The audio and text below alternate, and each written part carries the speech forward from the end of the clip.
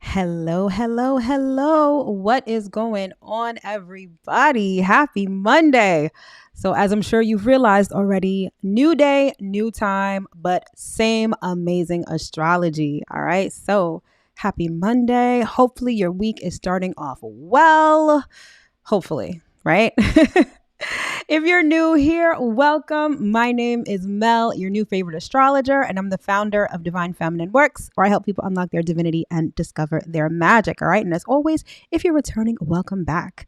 This channel is everything tarot, astrology, spirituality, and manifestation. So if those are the things you like, if those are the things you love, if those are the things you want to learn more about, don't forget to hit that subscribe button as well as that notification bell, so you'll always be notified when I come out with new content. All right. And speaking of content, head over to Instagram and hit that follow button. I've got loads of excellent daily content. Plus, I go live every Thursday over there at 8:30 Eastern Standard Time for live tarot readings by sign. All right. So welcome to the Astro Room. So I decided to change things up a little bit. Decided to put my lives at a different time because it was actually more convenient for you guys. So based on my analytics, more of you guys are online at this time. So it made more sense to go live at this time. So that's the reason for the change. And I figured while I'm changing the day, let me change a couple of things up. Aesthetically speaking, right? Because as a Taurus rising, Venus is my chart ruler. So I love everything to look pretty. I love it to look aesthetically pleasing. So hopefully you guys like it. Not too much has changed, but hopefully you notice the little details that I've changed. All right. I also am adding something new to the live, which hopefully you guys will enjoy and will get some value from. But I'll get into that in a second. So where are my manners? Hello again. So this is going to be the weekly Astro Forecast for the week of October 10th. through 16th, 2022. All right. We are making our way through October. It is officially fourth quarter. It is officially go time.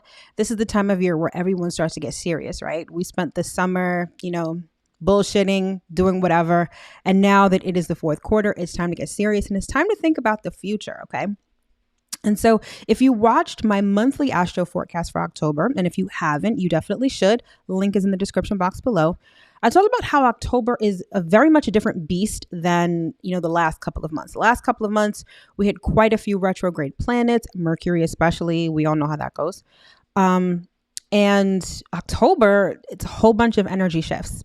Not only do we have 4 planets changing signs, we have an eclipse. We've officially started eclipse season, and we have Mars going retrograde at the end of the month. So everything is going to be shifting. We're definitely going to be feeling a shift in our lives. We're definitely going to be feeling a shift personally. And shifts are a good thing, I think, because I think it allows us to change things up. It allows us to learn, right? When things change, it's not just about what changes around us. It's more so about what we learn from those changes, what we learn about our situations and what we learn about ourselves. So energy shifts, I think, right? And I had to come to learn this. This is not what I always thought. I used to be someone who not necessarily was hesitant to change, but someone who found it difficult to sort of roll with the punches. And as I progressed in my spiritual journey, I realized that change is a very good thing because it not only changes the situation, it changes your perspective. So I feel that October is going to do that for us. I feel like a lot of us are going to have perspective changes this month, okay? Especially as it relates to relationships, all right? I've been saying in my last couple of videos that the theme for October is definitely relationships, whether it's mending old ones, manifesting new ones, seeing how we show up in our relationships. The category this month is relationships. So there's a lot to be learned with respect to relationships this month and even this week. We've got not a lot of things going on, but what is going on is pretty good. We have, I guess the star of the week would be Mercury entering Libra today, actually. So again, this focus on relationships, but more so our communication in relationships. But I'm getting ahead of myself. All right, so let's see. So let me get the intro out of the way, all the housekeeping stuff. If you're watching this live, please hit the thumbs up on your way in and feel free to say hello. Welcome to the Astro Room. I would love for all of us to get to know each other, to communicate with one another. So be friendly, let your presence be known, and enjoy. All right. So one of the things that I'm really excited about that I just started implementing in my business is weekly horoscopes by text. All right. So you don't always need a full lengthy written horoscope that you have to search for online, right? If you could just get whatever you need to know for the week texted right to your phone, that would be convenient, right? So that's exactly what I did. So going forward, text ZODIAC to 855-826-5544 and you can get your weekly horoscope every Monday. All right. I promise I won't spam you, but it is a way for us to communicate. If you have any questions, you can hit me up. It's actually me that's answering, so it's not some bot or somebody else. So yeah, feel free to hit the text line. Again, text ZODIAC to 855-826-5544. You'll be prompted to enter your sign. So you can enter your sun or your rising sign. And every week you'll just get a little snippet of horoscope to get you off on the right foot. All right. I'm really excited that I started implementing that and I hope that you guys definitely enjoy it. All right. So let's see what else we have. Oh, yes, of course, as always, if you are new to astrology or even if you've started studying astrology and you need a refresher, I created this thing called the Astrology Basics Cheat Sheet, which is the quick and dirty on the 4 pillars of astrology. These 4 pillars are what you need to know to start learning astrology and to start reading your natal chart. All right. So it's the planets, the houses, the signs, and the aspects. All right. Just the quick and dirty definition, synopsis of what you need to know for all these things so you can start committing them to memory and start understanding astrology. Because I know to a certain extent, a lot of us tend to understand the general overview of astrology, but my mission and my purpose is to get you guys to know the nitty gritty, to really know astrology like the back of your hand so that you can start implementing it to live your best life. All right. That is my main goal. So in an effort to help kickstart that for you, I created the cheat sheet. So you should definitely download that. The link is in the description box below. It's a completely free download. You just have to drop your email address and you're good to go. All right. So I'm excited because I'm going to start implementing a little segment each week called Learn Astrology. All right. So whatever's going on for the week, right? Whatever astrology we have for the week, I'm going to do my best to explain some of the technical stuff, right? Because again, I know when I mention this stuff, you guys get it kind of, but I want you guys to really get it. I want you guys to really understand what's going on. So I'm going to be teaching you some astrology basics along the way. All right. And so today, this week, we're going to learn about some aspects, all right, because we have several planets making aspects to other planets, all right? And so people tend to get a little confused about aspects, right? It's kind of technical. It involves a little bit of math, but essentially, like if I had to boil it down to its essence, aspects are when it's how the planets communicate with each other, right? So if we're sitting at a table, right, I'm sitting here and you're sitting directly in front of me, we can have a pretty good conversation, right? Because we can see each other. We can talk clearly. We're not at weird angles. You sort of get what I'm saying, right? So that's sort of how aspects are. So if you have a planet like the sun, right, making an aspect to Venus, those 2 planets are going to be talking about romance, or they're going to be talking about relationships, or they're going to be talking about energy, shedding light on things. But depending on the particular aspect that they're making with each other, that's going to determine the quality of the conversation. So this week, I'm going to teach you 3 aspects, and you can readily use this information because these are 3 aspects that are going down this week. All right. So without further ado, let's get into it. So this week, we are talking about trines, squares, and oppositions. All right. So first up is the trine. So a trine is when planets are 120 degrees apart. So they form a 120-degree angle between each other. And trines basically denote easy flow, enjoyable things, and harmony. So you'll know that if 2 planets are trine, the quality of their conversation is going to be very harmonious and very positive. So to use my example from before, if the sun and Venus are an aspect to each other, okay, and the aspect is a trine, the sun and Venus are talking about relationships. They're talking about money. They're talking about energizing things in a very positive and harmonious way. All right. Just to give you an example. All right. So the next up, we have the square. And the square is when planets are 90 degrees apart, meaning that they form a 90-degree angle between each other. Squares are sort of a negative aspect, okay? They denote tension, frustration, but they also can be very productive. All right. So again, to use our example, the planets in question are the sun and Venus, right? And so the aspect that they make is a square. So they're 90 degrees apart. So the quality of that conversation about love, about money, about energy, about purpose is going to be kind of frustrating. It's going to be sort of a negative conversation. It's going to be a conversation that may be very frustrating or filled with tension, but it's also a conversation that can lead to action that can be productive. All right. Hopefully this is making sense. If this is making sense to you guys, if you are vibing with this, leave a thumbs up in the chat so I know this makes sense and y'all ain't confused or whatever. All right. So next up, we have the opposition. So the opposition is when planets are 180 degrees apart, meaning that they are making a 180 degree angle. All right. And oppositions are another sort of harsh aspect. All right. They denote dilemmas, conflicting needs, and extremes. All right. So for this particular aspect, I want you to think of full moons. Because full moons, and we just are fresh off the heels of the full moon in Aries, which happened the other day, right? So think of full moons. It's when the sun and the moon are in opposition. And full moons are always about extremes, right? They're always about imbalances and trying to balance things in your life depending on when the full moon is going down, right? So oppositions are all about extremes. Think of a seesaw, right? You have one person on one end, another person on the other, and you're just trying to find balance, right? That's the essence of an opposition. So back to our example, if we're talking about the sun and Venus, if they are in opposition to each other, Venus, they're still having a conversation about love, money, energy, purpose, all that stuff that those two planets cover. But on the one end, Venus is really being Venus. And on the other end, the sun is really being the sun. It's like they're competing against each other. All right. And the purpose of oppositions, the way to overcome oppositions is to find a happy medium in the middle. All right. So hopefully that made sense. Hopefully you guys will be able to understand what I'm talking about with the astrology of the week. Hopefully you guys like that little learn astrology session.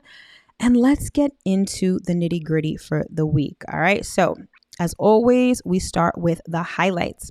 So what we have this week is what I like to call being the good guy. And that is Mercury transiting into Libra. All right. Because Libra loves to be liked. Libra doesn't like to rock the boat. Libra likes to keep the peace. So Libra is going to be doing a lot. Well, Mercury is going to be doing a lot of that. And thereby so will we, since Mercury is now in Libra. Okay. The next up, we have time for commitment. All right. And this is going to be expressed via Venus trine Saturn later in the week. All right. So in terms of relationships, we already have Mercury in Libra, right? Because Mercury governs communication and Libra is all about relationships. There's going to be a focus on how we communicate in relationships, how we're able to relate to other people. And then by the end of the week, Venus trine Saturn is going to allow us to solidify our relationships. It's going to be time for us to make commitments, whether to other people or to ourselves. It's going to be the time where we get serious about love and when we get serious about money and want to invest in things that can stand the test of time. All right. So again, if you are here for all of the relationship energy and you really trying to get booed up, you trying to get married, you trying to get serious, you're going to want to do some work definitely this week because the astrology is perfect for it.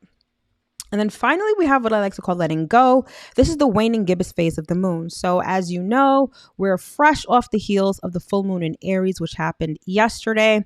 So this week, the moon is in the waning gibbous phase, and it's all about shedding what we no longer need. All right. So many of us may need to shed what we don't need, especially in terms of relationships this week. So it might be a little bit of emotional cleanup time, emotional organization time. You sort of have to get right with yourself in terms of how you feel about yourself, how you feel about relationships, and get rid of what you no longer need. All right. So interesting week, nothing too crazy, nothing we haven't handled before, but good stuff nonetheless. All right. So without further ado, let's get into the nitty gritty and see what we have. So on Monday, we have Mercury. Well, today we have Mercury moving into Libra and the moon is going to be in its sign of exaltation, Taurus. All right. And I'll explain a little bit more about that in a second. Then tomorrow, Tuesday, we have the sun trine Saturn. So remember what I just said about trines. Keep that in mind as I'm explaining what's going on. Then on Wednesday, we have Mercury opposite Jupiter and Mars square Neptune. Then on Thursday, we have the moon in Gemini. Friday, we have that lovely relationship energy with Venus trine Saturn. And we close out the week on Saturday with the moon in Cancer. All right, so let's just get into it. All right, of course, we start with Monday. Monday. All right, so we have Mercury into Libra, which I explained before. You'll see Mercury at the far right-hand side of your screen, and then the moon at the far left-hand side of your screen. All right. Well, Mercury is in Libra, right, at the right-hand side, and then the left-hand side is the moon in Taurus. All right. So first up, Mercury into Libra. I think I alluded to most of what's going on with this transit before. So actually, Mercury is still in Virgo as I'm filming this right now. And this is important. I'm mentioning this because anytime a planet is at 29 degrees, it's known as the anaretic degree. All right. And it's sort of the fever pitch, the boiling point of the energy of that planet. Right. So here we have Mercury, and currently it's at 29 degrees Virgo, which means, and Mercury is Virgo's home planet. I'm getting tongue tied. Virgo's ruling planet is Mercury. So Mercury at 29 degrees Virgo is serious Mercury energy. So if you have a moment, right, because we only have maybe about 40 minutes or 30 minutes until Mercury goes into Libra, you're going to want to get that last bit of organizing in. You're going to want to look over things a second time, one last time, because that energy of Mercury in Virgo is super potent right now. Okay. But then at 7:50, it's going to cross the line over into Libra, and the energy is going to be remarkably different. So in Virgo, Mercury is very analytical, it's very critical, it's very discriminating, it's very organizational, kind of boring and dry energy, right? But Mercury in Libra loves to be social. Mercury in Libra loves to talk to people, likes to relate to people, likes to communicate with people. And there's going to be a focus, like I said before, on our one-to-one relationship. So however you communicate with people is going to come into focus, right? So this may be a transit where you're learning more about your communication style, right? Remember I've said numerous times, I can't even remember when exactly I said it, but relationships are a reflection of you. Okay. So whatever your counterpart is doing, they're really just reflecting how you are within yourself.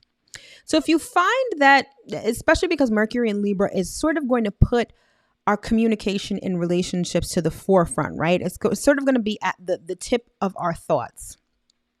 You may notice that maybe everyone speaks to you harshly, or maybe everyone speaks to you in a way that doesn't make you feel good. That's sort of a clue for you to look within and see maybe you're being harsh with yourself, or maybe you're overly critical or overly judgmental or overly negative when it comes to thinking about other people. Again, they're just reflecting it back to you. So however people are talking to you is really how you're talking to yourself, or how you talk to people in your mind, right? Like, you know, some people, they'll smile in your face, but inside they're like, yo, she's a bitch, or she's stupid, right? Like that will be reflected back to you in your relationships. And Mercury in Libra is really going to show this to us. It's going to be in our face, right? I mean, unless you're aware, you know, you're not going to see it for what it is. But the fact that you're listening to this video, it's sort of putting you on notice for you to pay attention to your communication style and pay attention to how people communicate with you, because it's ultimately a reflection of how you communicate with yourself. All right. So this is great for, one of the things I like about Mercury in Libra is it's great for trade and commerce, right? This is going to be the time where you're really going to want to reach out to people. You're going to want to conduct transactions. You're going to want to do sales, negotiate, bargain, make deals, because Libra energy is all about like everybody wins, right? It's all about fairness and it's all about socializing. So what better time to sort of transact business, right? When everyone's sort of in a collective sort of mindset. All right. So this is a great time for business between now and the 29th of October when Mercury goes into Scorpio. All right. So I guess that leaves us 2 weeks, 2.5 weeks. This is the time to get your sales up. This is the time to do marketing, most definitely. There's some other factors that go into marketing when it comes to astrology, but generally speaking, now's the time that you're going to want to get to business. You're going to want to get to work, and you're going to want to sell. This isn't a time to just stay in your little corner or just create things. This is really the time where you're going to want to put your creations out there as a way to bond with people and as a way to conduct business. All right. So definitely keep that in mind. Let's see. One of the sort of negative sides of Mercury in Libra is that it can be very passive aggressive. It could also be very people pleasing. It can be very non-confrontational. So people may not really respond well to confrontation. People may feel like they just want to keep the peace for the sake of keeping the peace. So they bite their tongue. They don't really say what's on their minds. So that's something to be mindful of, because Libra, and no shade to Libra, Libra tends to be very superficial and a bit fake, right? Libra likes to fit in. Libra likes to be part of the crowd. Libra's all about the other.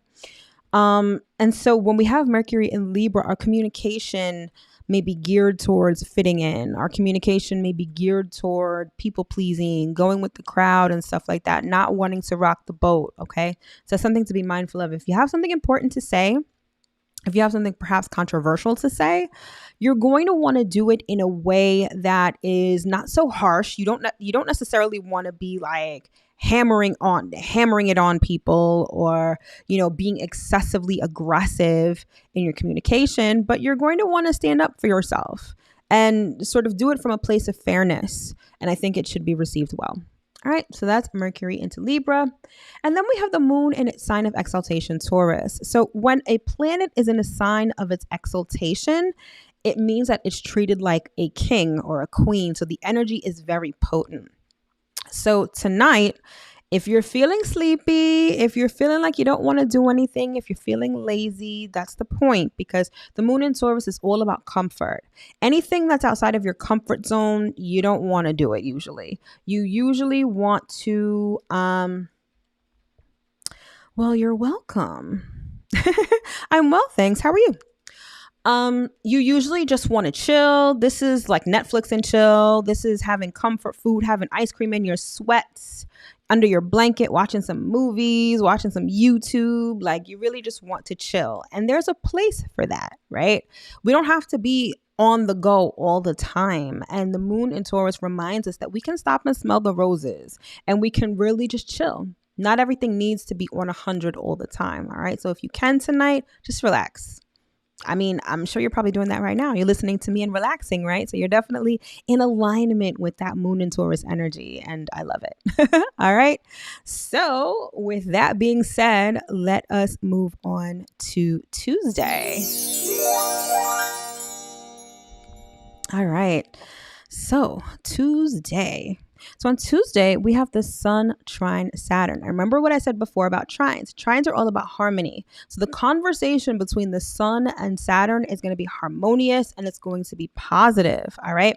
So with the Sun trine Saturn, this evokes feelings of motivation and achievement, right? I feel like with the Sun trine Saturn, we really feel amped and energized about achieving things, and not just achieving things, but being recognized for what we have achieved. So under this transit, this is definitely one of those transits where you can get recognized for previous work that was done. You can get an award, you can get a promotion.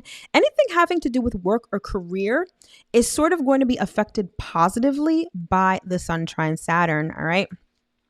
It's also great because Saturn rules time, okay? And with time, it's sort of future looking in a sense, right? But the way that Saturn expresses that energy is that doing the work today will assure a prosperous and abundant future tomorrow and the day after that, and so forth and so on. So while Saturn can be tough, right? Saturn is all about work. It's all about being diligent.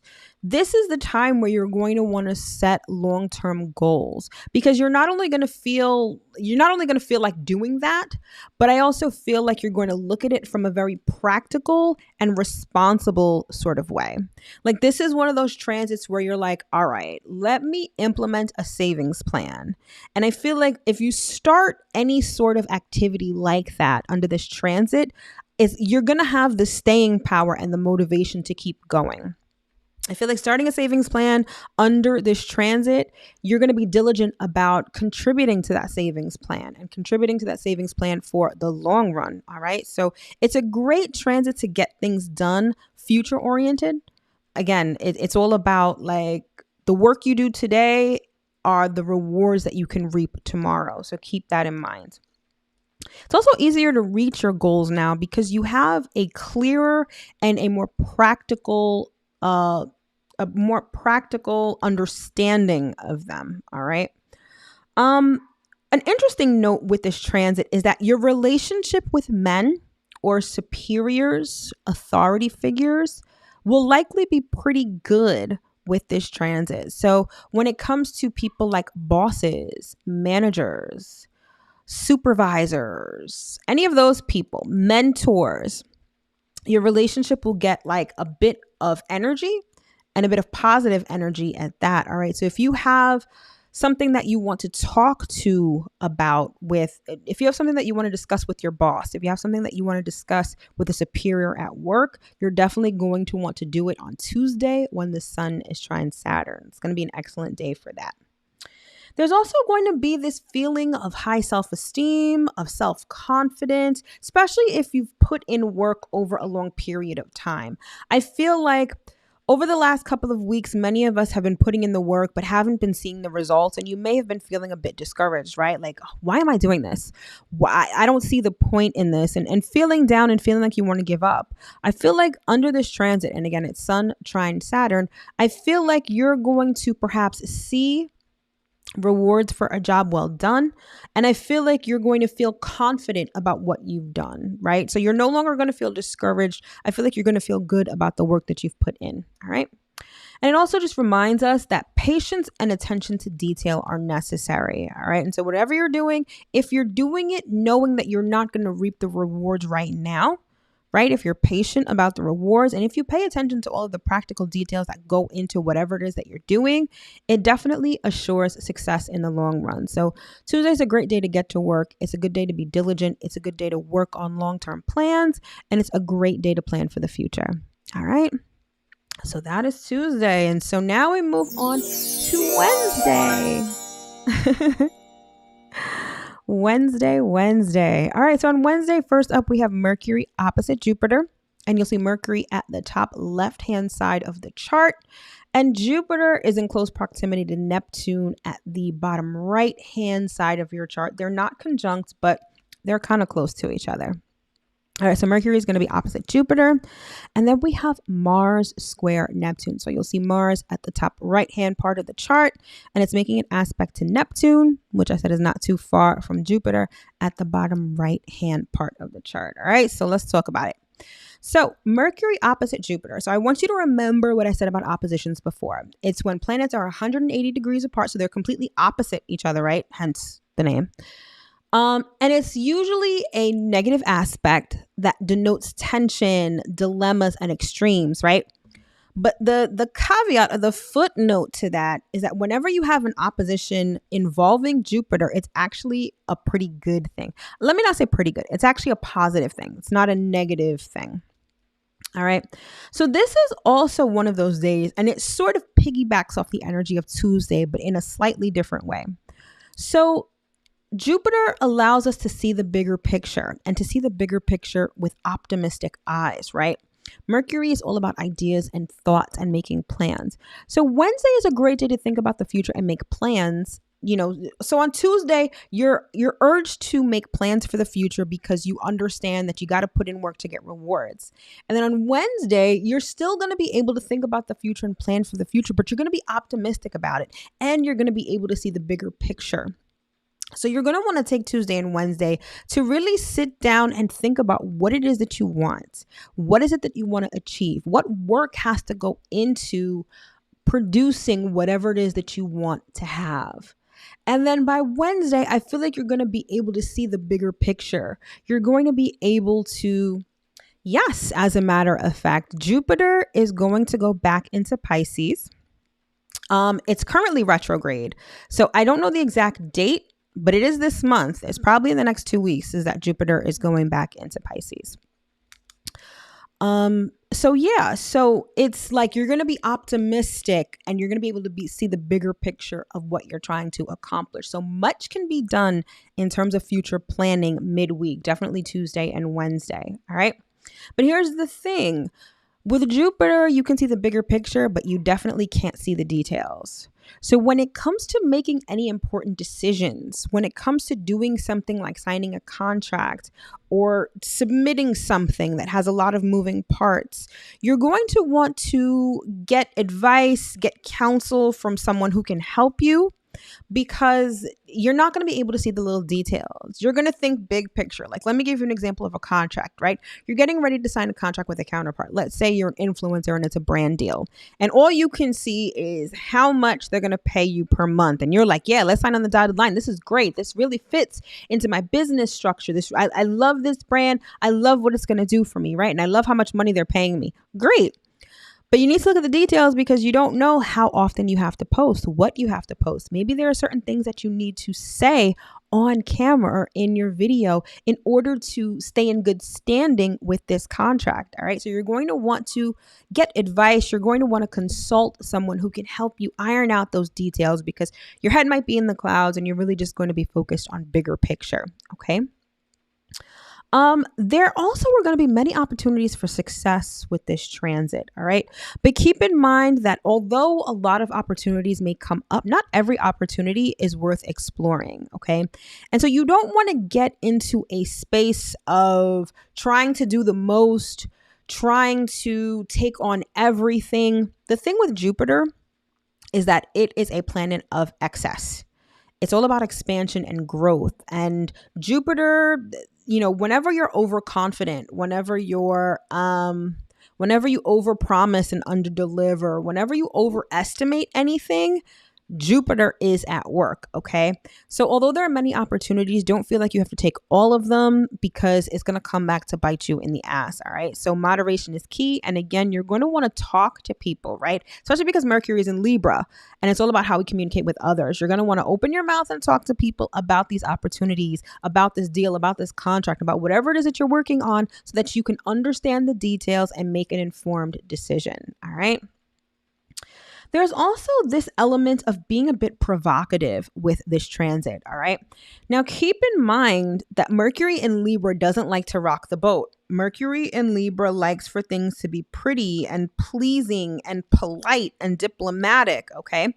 And Mercury, opposite Jupiter, is sort of on the one extreme. You've got Mercury in Libra that, again, likes everything to be pretty, likes everything to be peaceful, harmonious, and diplomatic and friendly.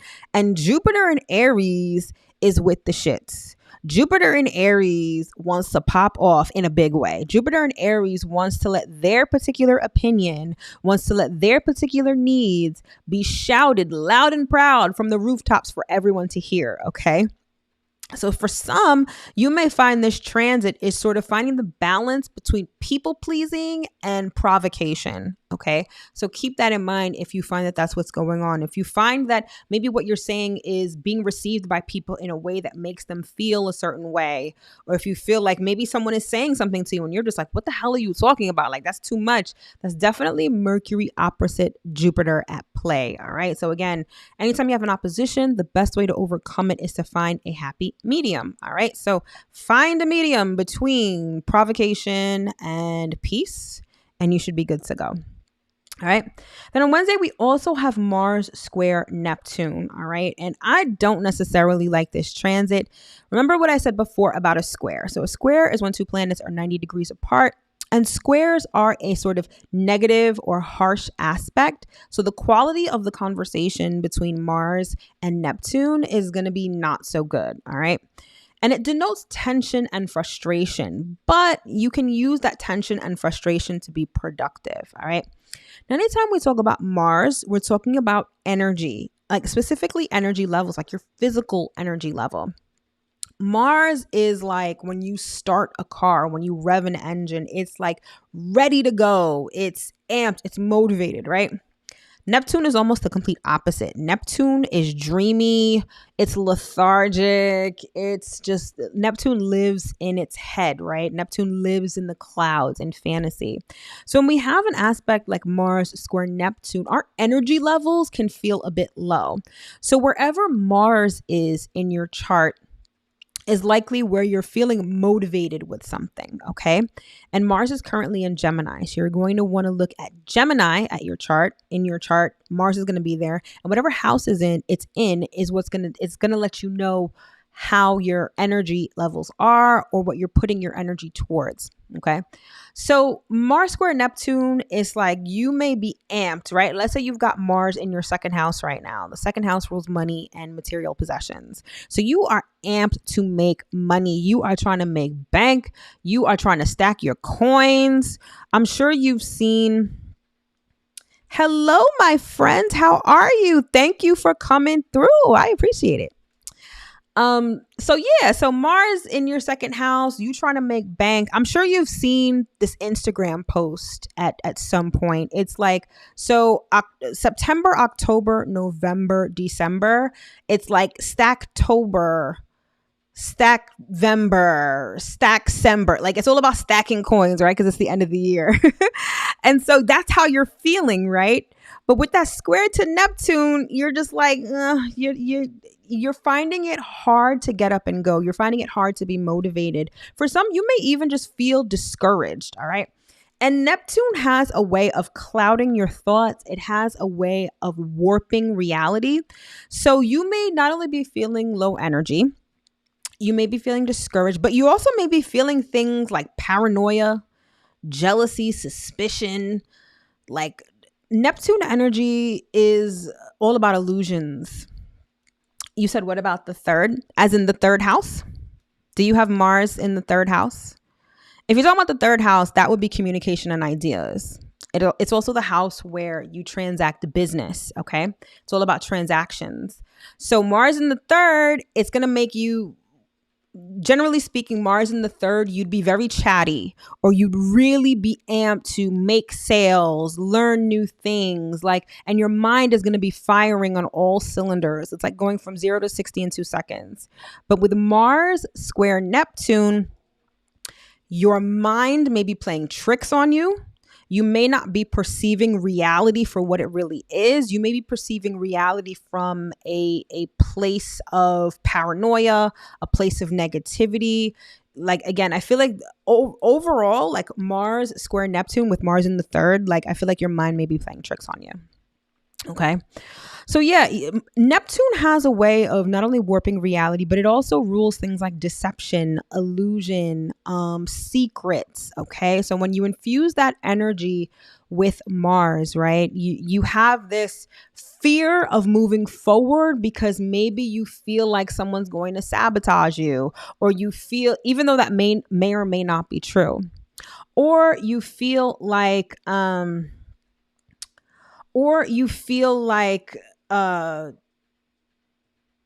okay, I knew what I was going to say now. All right. So it also rules like gossip and slander, right? So wherever Mars is in your chart, you're feeling amped. You want to take action. But Neptune is making you feel discouraged because maybe you feel like people are going to say some shit about you, or you feel like someone's going to call you out on something. And so you sort of hold back. All right.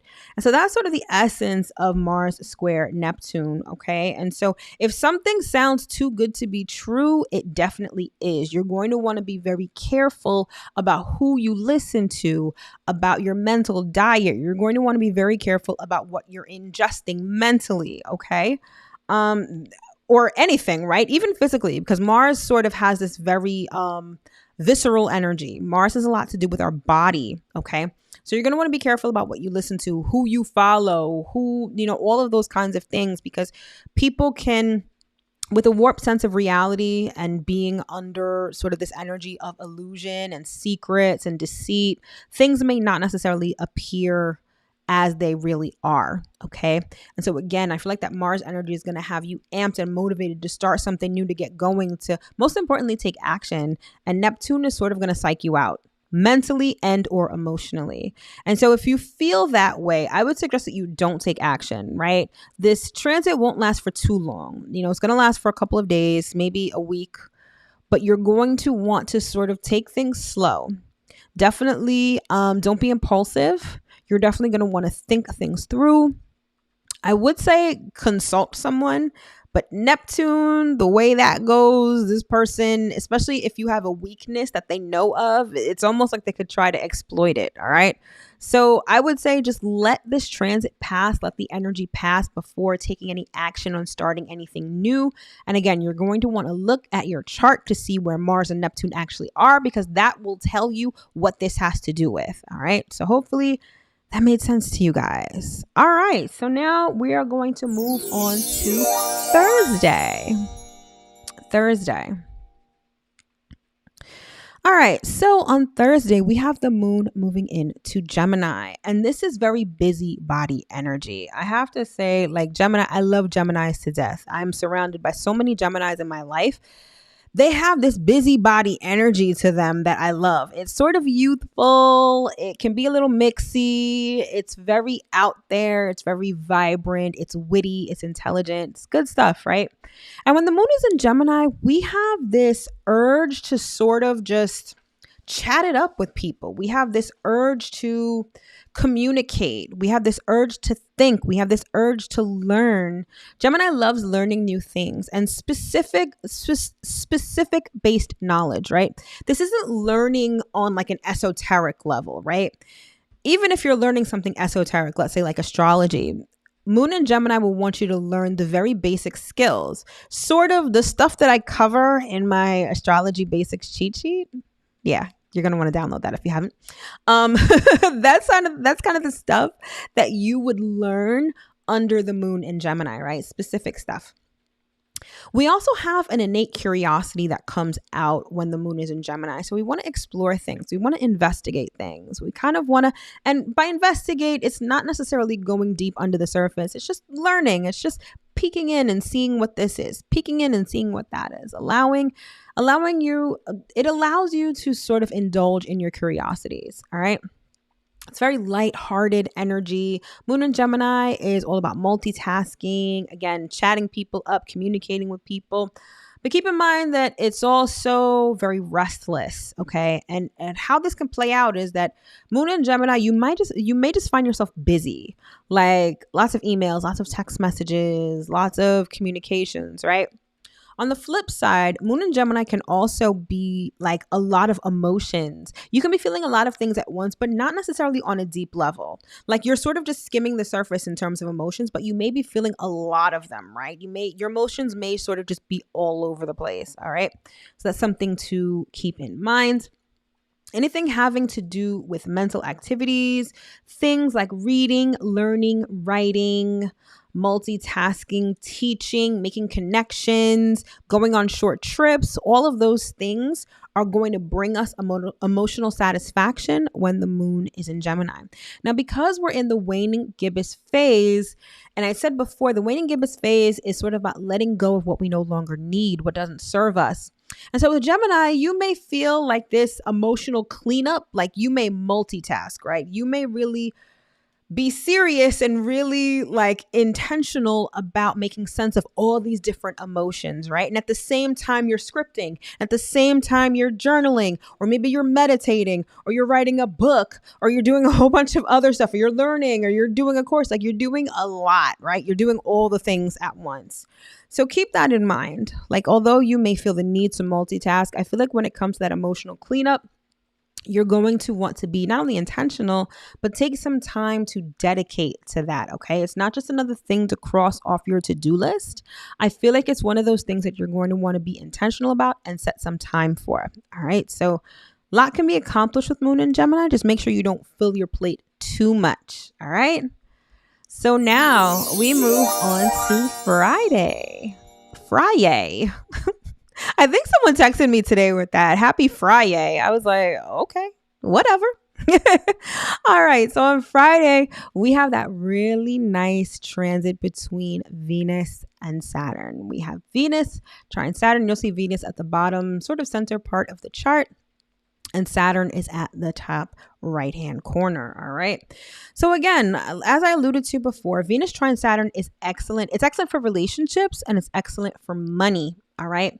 So it gives staying power to relationships. All right. And I talked about trines earlier, remember? And I gave the example of the sun and Venus, right? And the conversation that they would be having would be about relationships and money. Okay.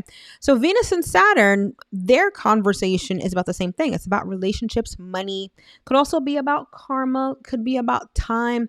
But I feel like the conversation between Venus and Saturn is about things that we value, things that we love, and providing a structure for those things so they can stand the test of time. That's why this transit is great for relationships, especially if you're looking to get into a committed relationship. Like, it's going to be excellent because you're going to be, you're not only going to be relationship minded, you're going to feel good about putting in the work to make your relationships last. Okay. You and your partner. Okay.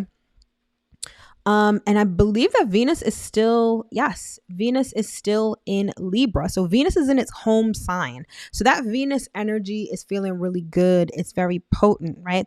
And Saturn is currently in Aquarius, and Aquarius is a future oriented sign. So when you're talking to your partner or your counterpart, right? It's not just about romantic relationships. It's about any relationships. You're going to be talking in a way, you're going to be communicating in a way, you're going to be doing the practical things to make your relationship work and make it last. All right.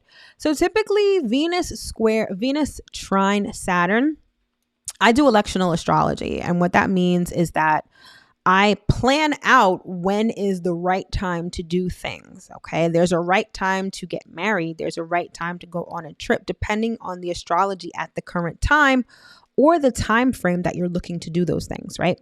So Venus trine Saturn is one of those transits where you would want to propose, you would want to get engaged. If we're talking about money, you would want to sign on the dotted line. You would want to commit yourself to something that you love and something that you value because it will stand the test of time, okay? So keep that in mind, okay? It's also, even if your relationships are not doing the best, I feel like Venus trine Saturn is one of those transits where you are willing and able to put in the work to make it work, right? It's not just about throwing it by the wayside and being like, I don't need this anymore, or just not being motivated to fix it. I feel like you would be motivated to fix it and you would be willing to put in the work no matter how long it takes. You know, Saturn is all about time, okay? And time sometimes is like a dirty word to some people because in this microwave society that we have, everybody wants everything now. If you just scroll through YouTube, you will see 1,000,001 videos about manifesting something in 24 hours, being a millionaire in 30 days. And a lot of that is usually just clickbait. I'm sorry to bust your bubble, but it is. Time is what makes things last. Putting in the effort on a consistent basis is what makes things last. And Venus trine Saturn is all about that when it comes to relationships, even when it comes to money, right? Depending on where Venus and Saturn are in your chart, it may have nothing to do with actual relationships. It may have to do with your relationship with money or your relationship with yourself, okay? If that's the case, if we're talking about yourself, doing the necessary work to have the best version of yourself, right? On a long-term basis is how this transit would play out for you. For some, depending, especially if you have Venus like in your first house or Saturn in your first house, could definitely be like exercising regularly. It could be eating the right foods. It may be addressing your physical body, your mental capacity, your mental health, your emotional health, your physical health, so that you can last a long time, right? It's all about the things that you love and value, putting in the work to create the foundation for it to last a long time. All right. So it's an excellent transit for that. There's also this element of soulmate union. And I know I say that dripping with sarcasm a little bit. It's not that I don't believe in soulmates. I just don't like how it's been bastardized by society. It's become this thing that people don't really give enough attention to. It's become a catchphrase. Between that and twin flame, it's like, I still believe in those things on an idealistic level, but the way that people approach it, nah. But in any event, Venus trine Saturn is one of those transits where you sort of connect with your soulmate. And remember, soulmates are not just the man or woman of your dreams that you get married to. Your soulmate could literally be a family member. It could be a friend. It could be anything, right? Anyone, I should say. So there's an element of soulmate recognition with this transit. So you're going to want to keep your eyes open depending on what your particular situation is, but that's definitely a possibility. Now, Venus also rules creativity. And with a planet like Saturn that's all about work, this could really be great. Like if you work in a creative field, if you are a content creator or you're a creator of some sort for work, Venus trine Saturn is really great for actually getting to work, okay? It's not so great for thinking of things creatively, right? It's not where you come up with the creative ideas. It's really where you execute them. So let's say at some point in the past, you had this surge of creativity and you thought of all of these different YouTube videos that you want to create, or you had all of these fashion designs that you were able to sketch, right? With Venus trine Saturn, you're going to be able to actually get behind the sewing machine and actually get to work, or get in front of the camera and start recording, okay? So it's going to be actually working on creative projects, and that's going to be emphasis on working, okay? Also, things like business deals are favored, investing in any long-term investments that yield stable and long results. You're also going to want to do that while Venus is trine Saturn, all right? And if I had to, again, sum it up in one sentence, things that you value and you love, you're doing the work and you're setting the foundation for them to stand the test of time, all right? And so that's Friday. And then we make it to the end of the week on Saturday. All right. And Saturday, we just have the moon moving into its home sign of Cancer. All right. And so when Saturn is in its home sign, when the moon, it's the moon in Cancer, not Saturn. Sorry. I was all on my Cancer soapbox right now, and I realized that I misspoke. It's the moon in Cancer on Saturday, okay? And so the moon in its home sign is extremely comfortable. And it's sort of piggybacking. Well, it's not piggybacking because the moon in Taurus, the moon is exalted in Taurus, right? And we like to feel comfortable. Then we move to Gemini, where we're like extra amped and whatnot, right? Gemini is a very extroverted kind of sign, right? It's definitely about communicating with people, sort of putting yourself out there, learning new things. Again, it's very extroverted energy. Then we get to the moon in Cancer, and it's like now you sort of want to retreat from the world. Think about the crab when it sort of goes into its shell. That's sort of how we feel with the moon in Cancer, all right? And the moon in Cancer is notorious for making us very moody, making us very sensitive, which is another reason why you may want to retreat from the world, because whatever's going on may be just a little too much, all right? And you kind of just want to retreat. You kind of want to be home. Being home, doing things at home, doing things with family also thrive when the moon is in Cancer. And again, you sort of just feel all the feels. This is a time where you're extra sensitive. Your dreams may be a lot more vivid. And you're just able to really tap into your spiritual side, your psychic side, all of that good stuff. All right. And again, we have this instinctive need for peace and quiet.